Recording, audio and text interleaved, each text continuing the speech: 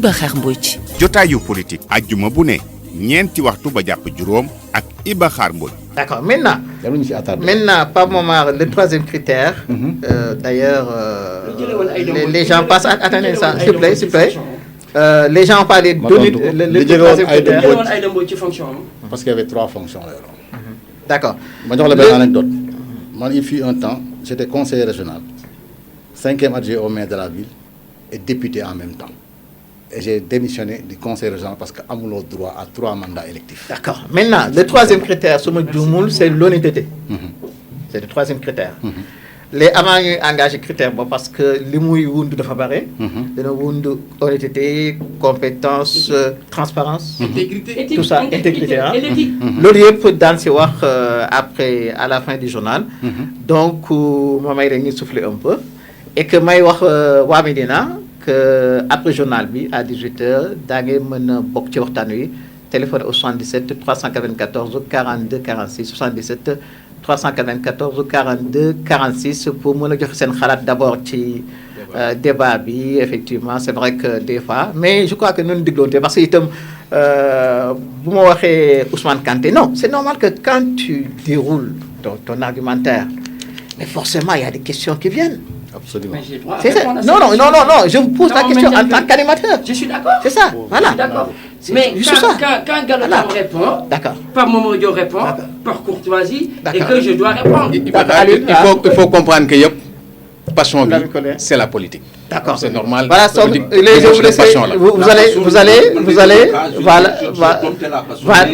vous allez vous reposer un peu. Donc le troisième, d'accord, le troisième, attendez, d'accord. Donc le troisième critère, si vous me le permettez, ce sera comme donc pas maman waxé. L'honnêteté, c'est la bonne gouvernance, c'est la compétence, c'est tout ça. C'est l'éthique aussi. Et l'éthique. Et on en reparlera après le journal, Inch'Allah. Donc on va observer une petite pause, peut-être de 15 minutes, après on reprend le débat. En tout cas, il y a des choses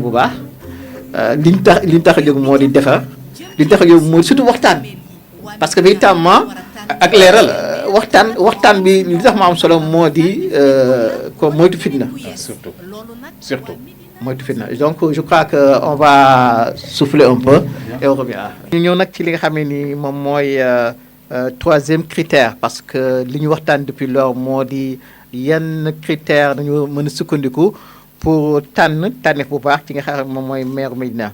Donc critère bi ci dëgg moom mooy dëkkuwaay bi maire bi ne dëkk fa mu dëkk moo di critère de la résidence mais moo di est-ce que mënul boole yenn ndombo tànk yi du si mel ne DG ak maire compatibilité ak itam le fait que Cheikh Ba nekk itam jiite CDC ba pare war a nekk maire janook ak Bamba Fall mu di conflit d'intérêt loolu yëpp waxtaan si li si waxtaan nag bu mujj moo di honnêteté di jox kàddu gi l'ancien maire Pape Momar Diop mais di ma ko waxee bu ne honnêteté da nga koy dëxëñ parce qu'il y a honnêteté, bonne gouvernance, compétence, tout cela.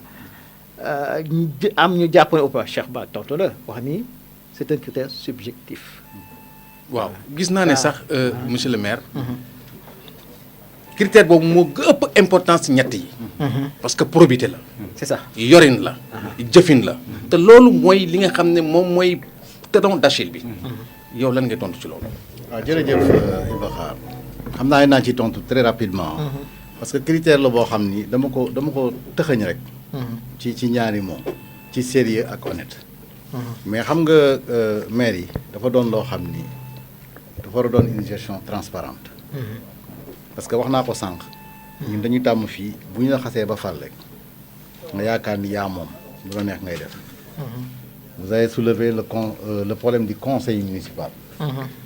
parce que boo gisee man il faut être honnête et sérieux mooy foog nga xam ni li ñu la dénk yëfu askan wi la ñu booy la ak say nawle avant say nawle ñoo daan tànn nga nekk maire mais tey changé nañ ko suffrage direct la mais man gisuma ci sax différence damay nit ki dafa war a honnête sérieux mooy lépp lu ñu la dénk ci àddina loo xam ni nit ñi ñoo ko bokk da nga war a xam ni du sa moomeel du loo donn du loo xam ne da nga ci war def lu la neex da nga war di rendre compte normalement. L'administration de la mairie va fonctionner normalement. Quand j'entends dans des mairies, nous avons voté un compte administratif, on a pu voter budget, je suis quelque part. les représentants de l'État ne font pas leur travail. Parce qu'aujourd'hui, maire yi ci tënk rek ni muy doxee dafa simple mooy y a l'organe exécutif, il y a un conseil municipal qui délibère.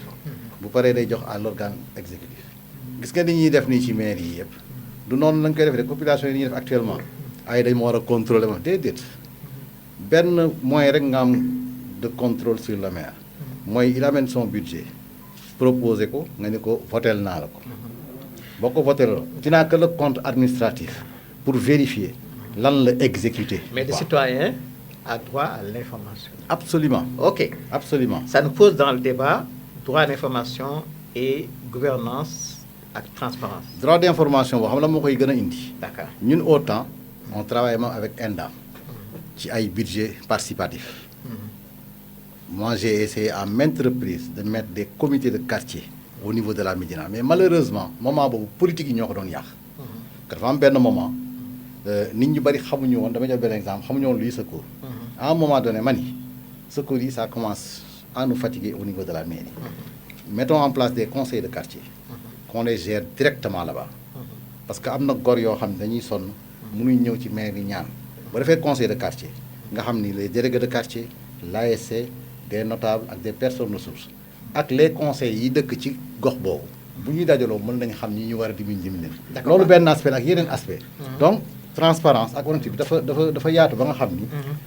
mais malheureusement aujourd'hui on est dans des situations yoo xam ni nit ñi duñu xam lu xew ci maire bi. D'accord mais li tax ma wax loolu moo di droit à l'information ak gouvernance ou gestion transparente moo di correspondance bi nga xamee ni Cheikh Tidiane Ba adressé na ko au maire. Et conformément à l'article 6 de la loi 2013-10 du 28 décembre 2013, nous interpellé donc le maire Bamba Fall sur certains donc dossiers entre guillemets. Le domaine TF 205 DK, le domaine société Smart City, stationnement payant avec le fait que nous détruire les toilettes publiques. Maintenant, donc dans le cadre de donc qui est Gallo. Mais d'abord une question. Hein? Est-ce que d'abord la démarche n'est pas électoraliste? Pourquoi il a attendu aujourd'hui, Cheikh Tidiane Ba, pour adresser cette lettre? C'est ça l'épineuse question d'ailleurs. Non, question, peut-être que ça doit répondre. Ndax politique ou pas politique. Mais non, électoraliste. Non, petit principe. Pourquoi durant tout ce mandat, pendant 7 ans, que Moukhar Batay doit adresser cette lettre d'information? Principe bi. D'accord. Non, avec Gallo, d'accord. Moi, tout citoyen, boo xam ne yaa ngi fay impôt cette commune am nga droit adresser une correspondance au maire au premier magistrat muy projet muy demander le budget muy demander le compte administratif adressé ko il y a un délai de 1 semaine pour répondre tu l'adresses au préfet au représentant de l'État moom il a l'obligation de coordonner. Mais le moment n'est pas fortuit. Bon, le moment maintenant peut-être que Cheikh Ba a le contexte. Gallo balaa may jox donc cadre gi ki nga xam moom mooy donc Ousmane. D'abord ci démarche bi doon ngeen xaar ba tey ngeen doog a adresser cette lettre là à Bamba Fall et lan ngeen bëgg xam exactement ci lettre boobu la. Alors une très belle occasion nga may ma développer tuuti rek c'est une question fondamentale. Mais avant d'en arriver là... L'en que c'est la laaj ñaan hein? L'en la lay ñaan. Oui. Mën nga développer. Ousmane Kanté, bu mu la couper. Oui. Moom tamit bu dee développer. Oui. bu couper. Voilà, merci. Absolument. Alors, dama bëggoon wax yéen waa Médina yi may déglu lan la ñun doomu Médina yi am de commun loo xamee ni c'est essentiel c'est fondamental par exemple ñun Médinois yi résidents yi ak sympathisants yi am nañ vraiment beaucoup de convergence yéen waa Médina laay waxal nag li ci plus essentiel c'est la commune c'est quoi une commune maillon essentiel de base de l'organisation territoriale constitue un cadre institutionnel et qui concourt avec l'État au développement économique, social, sanitaire, culturel ainsi qu'à la protection de l'environnement et l'amélioration du cadre de vie. Sans aucune contestation, ñun ñëpp xam nañ ni commune lu mu mën a joxe dafa am solo. waa léegi wax nga Iba Xaar wax nga léegi benn affaire boo xam ne dafa am solo. Pape Mamadou Diop na la sur les principes Cheikh Ba war na am droit à l'information. Mais le contexte. La question c'est pas la. Non, pourquoi d'abord le contexte. Pourquoi maintenant? Mais le contexte, moi, Cheikh Ba a usé d'un droit à l'information. Non, certes c'est pas oui, ça. mais le moment. Pourquoi maintenant? Mais pourquoi lui choisir un moment? Non, pourquoi il a attendu 7 ans? Mais 7 ans, il n'a pas usé. Et pourtant, je vous donne un exemple. Non, je donne un exemple. Quand on parle effectivement de l'affaire du terrain Diarra, il était là.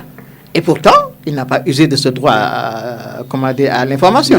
Pendant 7 ans, il n'a pas usé de ce droit à l'information. Il attend la veille des élections pour le faire. Mané, il ne faut pas chercher,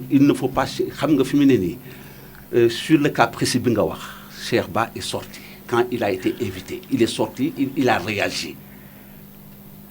Le problème, mais c'est quoi? On a droit à l'information. Vous avez ciblé des dossiers. Dans ces dossiers, vous soupçonnez une gestion opaque. Nébuleuse. Lola. Nébuleuse. D'accord. Tout à l'heure, tu as parlé du terrain de Jaraaf. Wax nga pavage. Wax nga école Médine.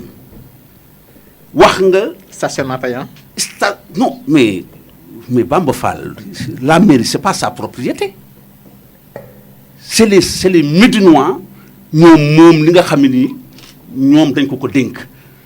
mais gestion solitaire bi muy def tax ba les 18 conseillers génn ndax sa gestion qui a été nébuleuse.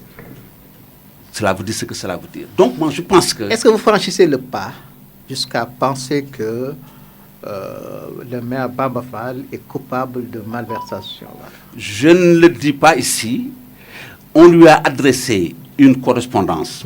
Tout à l'heure, dans le prémillénaire, je lui ai dit une correspondance, l'administration, elle est écrite. D'accord. C'est clair. Donc, nous lui demandé, Cheikh Ba non, maintenant, on lui demande une correspondance, réponse écrite. Voilà. Ousmane Kanté. Maintenant, vous me permettrez aussi, quand vous intervenez, que je puisse vous poser des questions. Absolument. D'accord, c'est la règle du jeu. Voilà.